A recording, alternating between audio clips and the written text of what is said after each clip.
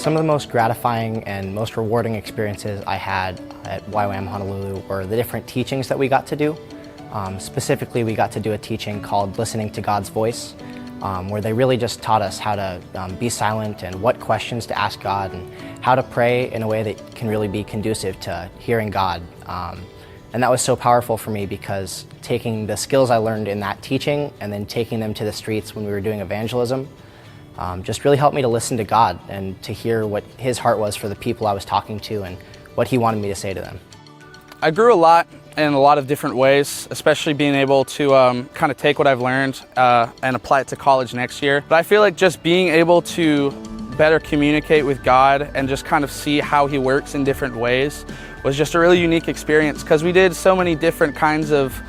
soup kitchens or evangelism or anything like that, and I feel like it really did help to see the amount of ways that God could work in someone's life, and it was something I'll probably take with me for a long time. One of the things that I really learned about this mission trip is that I'm not like everyone else, and my experiences with God aren't going to be the same as they are with everybody else. So I was kind of expecting just this ugly emotional experience, kind of like the stereotypical one, but my experience was mostly in just seeing God make me more comfortable in these types of situations and revealing Himself to me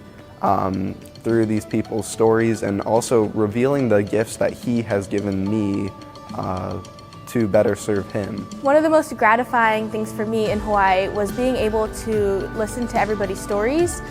whether they were experiencing homelessness or they had nicer housing or anything, just hearing how God was working in and throughout their lives and then in and throughout mine, and how I could play a small role in their lives. It was so gratifying just to see God in the midst of everything we were doing.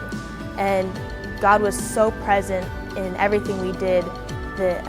Just every time we went to Waikiki, we went to North Shore,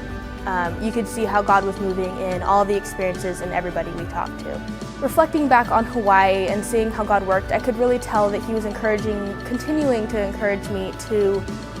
pursue looking after and advocating for those who didn't have a voice or for those no one cared to listen to. I really want to help those that could be experiencing homelessness, but maybe who also are in human trafficking. And throughout this experience, I really felt God